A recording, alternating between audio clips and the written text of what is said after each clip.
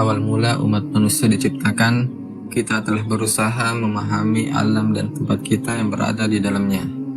Dalam pencarian tujuan hidup ini, banyak orang yang beralih kepada agama. Sebagian besar agama didasarkan pada kitab-kitab yang diklaim oleh para pengikutnya adalah wahyu dari Tuhan. Akan tetapi, tanpa bukti apapun. Namun, Islam berbeda. Islam didasarkan pada logika dan bukti. Terdapat banyak tanda-tanda yang jelas yang menunjukkan bahwa kitab orang Islam, Al-Quran, adalah firman Tuhan, dan kita memiliki banyak alasan untuk mendukung klaim ini. Ada banyak fakta-fakta ilmiah dan fakta historis yang tidak diketahui oleh umat manusia pada saat itu, dan baru ditemukan baru-baru ini oleh ilmu pengetahuan modern. Al-Quran memiliki gaya bahasa yang unik yang tidak dapat ditiru, yang disebut juga dengan inimitability of the Quran. Ada nubuat prediksi yang dibuat dalam Al-Quran dan oleh Nabi Muhammad SAW yang telah terjadi. Berikut ini adalah beberapa fakta sains yang bisa kita temukan pada Al-Quran. Nomor 1. Asal-usul kehidupan. Air sangat penting bagi semua makhluk hidup.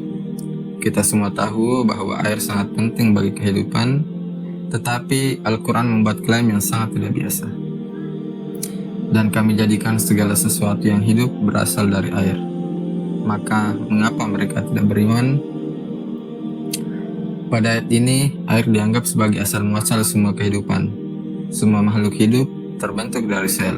Saat ini kita tahu bahwa sel sebagian besar terdiri dari air. Sebagai contoh, 80% dari sitoplasma, bahan dasar sel, pada sel hewan umumnya digambarkan sebagai air dalam buku-buku biologi. Fakta bahwa makhluk hidup sebagian besar terdiri dari air baru ditemukan setelah penemuan mikroskop. Bagi orang yang hidup di Gurun Arab, hal terakhir yang akan ditebak oleh seseorang adalah bahwa semua kehidupan berasal dari air. Kedua, besi. Besi bukanlah sesuatu yang alamiah dari bumi. Ia tidak terbentuk di bumi, tetapi turun ke bumi dari luar angkasa. Ini mungkin terdengar aneh, tetapi itu benar. Para ilmuwan telah menemukan bahwa miliaran tahun yang lalu, bumi dihantam oleh meteorit. Meteorit ini membawa besi dari bintang-bintang yang jauh yang telah meledak. Allah berfirman dalam Al-Quran yang menerangkan asal muasal besi. Dan kami menurunkan besi yang mempunyai kekuatan hebat dan banyak manfaat bagi manusia. Allah menggunakan kata diturunkan untuk besi. Dari sini sudah jelas bahwa besi bukanlah material bumi, tetapi diturunkan untuk keperluan manusia. Fakta bahwa besi turun ke bumi dari luar angkasa adalah sesuatu yang tidak dapat diketahui oleh ilmu pengetahuan primitif pada abad ke-7. Nomor 3. Langit sebagai atap pelindung. Langit memainkan peran yang sangat penting dalam melindungi bumi. Langit melindungi bumi dari sinar matahari yang mematikan. Jika langit tidak ada, maka radiasi matahari akan membunuh semua kehidupan di bumi. Langit juga berperan sebagai selimut yang membungkus bumi untuk melindunginya dari dinginnya luar angkasa. Suhu di atas langit berkisar di minus 270 derajat Celcius. Jika suhu ini mencapai bumi, maka bumi akan membeku seketika. Langit juga melindungi kehidupan di bumi dengan menghangatkan permukaan dengan menahan panas, serta mengurangi suhu ekstrim di antara pergantian siang dan malam. Ini adalah beberapa dari banyak fungsi perlindungan langit. Al-Quran mengajak kita untuk merenungkan manfaat keberadaan langit ini. Dan kami jadikan langit sebagai atap yang terpelihara, namun mereka tetap berpaling dari tanda-tanda kebesaran Allah itu. Al-Quran menggambarkan bahwa perlindungan langit merupakan salah satu tanda kebesaran dari Allah.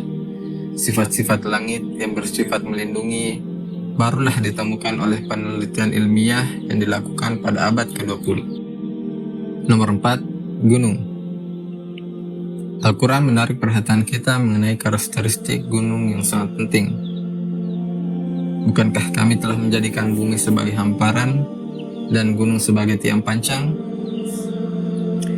Al-Quran menunjukkan bahwa gunung-gunung itu memiliki akar yang sangat dalam dengan menggunakan kata tiang pancang atau pasak untuk menggambarkannya. Faktanya, gunung memang memiliki akar yang dalam, dan kata pasak adalah deskripsi yang akurat untuk menggambarkannya. Sebuah buku berjudul Earth yang ditulis oleh ahli geofisika Frank Press menjelaskan bahwa gunung seperti pasak dan terkubur dalam di bawah permukaan bumi. Gunung Everest dengan ketinggian sekitar 9 km di atas tanah memiliki akar yang dalamnya lebih dari 125 km. Fakta bahwa gunung memiliki akar seperti pasak yang dalam tidak diketahui sampai setelah pengembangan teori tektonik lempeng bumi di awal abad ke-20. Nomor 5. Alam semesta yang terus meluas. Pada saat ilmu astronomi masih primitif, perluasan alam semesta telah dijelaskan dalam Al-Quran. Dan langit, alam semesta, kami bangun dengan kekuasaan kami, dan kami benar-benar terus meluaskannya. Fakta bahwa alam semesta terus meluas baru ditemukan pada abad yang lalu. Seorang fisikawan, Stephen Hawking, dalam bukunya A Brief History of Time, dia menulis, penemuan bahwa alam semesta mengembang merupakan salah satu revolusi intelektual yang paling besar di abad ke-20. Al-Quran menyebutkan tentang mengembangnya alam semesta bahkan sebelum penemuan teleskop. Nomor 6. Orbit matahari. Pada tahun 1512, seorang astronom, Nicolaus Copernicus, mengemukakan teorinya bahwa matahari tidak bergerak di pusat tata surya dan bahwa planet-planet berputar mengelilinginya. Kepercayaan bahwa matahari diam tersebar luas di antara para astronom sampai abad ke-20. Sekarang sudah menjadi fakta ilmiah yang kuat bahwa matahari tidaklah diam, tetapi bergerak dalam orbit di sekitar pusat galaksi Bima Sakti. Al-Quran menjelaskan tentang orbit matahari, dan dialah yang menciptakan malam dan siang, matahari dan bulan masing-masing beredar pada garis edarnya. Al-Quran mungkin salah menurut para astronom pada beberapa dekade yang lalu, tetapi sekarang kita tahu bahwa penjelasan Al-Quran tentang orbit matahari konsisten dengan astronomi modern. Nomor 7. Lautan. Al-Quran menggunakan perumpamaan untuk menyampaikan maknanya yang dalam. Inilah gambaran keadaan orang-orang kafir, atau keadaan orang-orang kafir seperti gelap gulita di laut yang dalam yang diliputi oleh gelombang, kemudian gelombang lagi di atasnya, kemudian di atasnya ada awan gelap. Itulah gelap gulita yang berlapis-lapis. Apabila ia mengeluarkan tangannya, ia tidak bisa lagi melihatnya. Barang siapa tidak diberi cahaya petunjuk oleh Allah, maka ia tidak punya cahaya sedikit pun. Umumnya kita beranggapan bahwa gelombang hanya terjadi di permukaan laut. Namun, para ahli kelautan telah menemukan bahwa ada gelombang internal yang terjadi di bawah permukaan laut. Gelombang ini tidak terlihat oleh mata manusia dan hanya bisa dideteksi oleh peralatan khusus. Al-Quran menyebutkan kegelapan di lautan dalam yang di atasnya ada gelombang, kemudian di atasnya ada lagi gelombang, dan awan yang berada di atasnya lagi. Penggambaran ini tidak hanya luar biasa karena menggambarkan gelombang internal pada lautan, tetapi juga karena menggambarkan kegelapan di kedalaman lautan. Manusia tidak dapat menyelam lebih dari 70 meter tanpa alat bantu pernapasan. Cahaya masih ada di sana pada kedalaman itu, tetapi jika kita turun sejauh 1000 meter, maka kondisinya di sana benar-benar gelap. 1400 tahun yang lalu tidak ada kapal selam atau pelatan khusus untuk menemukan gelombang internal atau kegelapan jauh di dalam lautan. Nomor 8. Berbohong dan motivasi. Dahulu ada seorang pemimpin suku yang kejam dan suka menindas yang bernama Abu Jahal yang hidup pada masa Nabi Muhammad SAW. Allah menurunkan ayat Al-Quran untuk memperingatkannya. Sekali-kali tidak. Jika ia tidak berhenti berbuat demikian, niscaya kami tarik ubun-ubunnya, yaitu ubun-ubun yang penuh kedustaan dan durhaka. Allah tidak menyebut orang ini sebagai pembohong, tetapi menyebut ubun-ubun atau dahinya yang berbohong dan berdosa, dan memperingatkannya untuk berhenti. Ayat ini signifikan karena dua alasan. Yang pertama, adalah bahwa bagian depan otak kita bertanggung jawab untuk gerakan sukarela. Bagian ini dikenal dengan nama lobus frontal. Sebuah buku berjudul Essentials of Anatomy and Psychology yang berisi hasil penelitian tentang fungsi area ini, yaitu bagian depan otak, menyatakan bahwa motivasi dan inisiatif untuk merencanakan dan memulai gerakan terjadi di bagian anterior lobus frontal, area bagian depan otak yang bertanggung jawab untuk gerakan. Dikatakan Al-Quran bahwa akan ditarik ubun-ubunnya jika tidak berhenti. Kedua, banyak penelitian telah menunjukkan bahwa wilayah ini pula bertanggung jawab atas fungsi otak untuk berbohong. Salah satu penelitian di Universitas Pennsylvania yang dilakukan terhadap relawan yang ditanyai pertanyaan-pertanyaan selama interogasi komputer menemukan bahwa ketika relawan berbohong, terdapat peningkatan aktivitas yang signifikan di korteks frontal, daerah bagian depan otak yang bertanggung jawab terhadap inisiasi, gerakan, dan berbohong. Al-Quran menautkan berbohong dan inisiasi pada bagian otak ini. Fungsi lobus frontal ini baru ditemukan dengan peralatan pencitraan medis yang dikembangkan pada abad ke-20. Nomor 9. Rasa sakit. Untuk waktu yang lama, dulunya dikira bahwa sensasi sentuhan dan rasa sakit itu hanya bergantung pada otak. Namun ternyata di kulit juga ada reseptor rasa sakit, yang mana tanpa reseptor ini, seseorang tidak akan bisa merasakan rasa sakit. Simak ayat berikut tentang rasa sakit.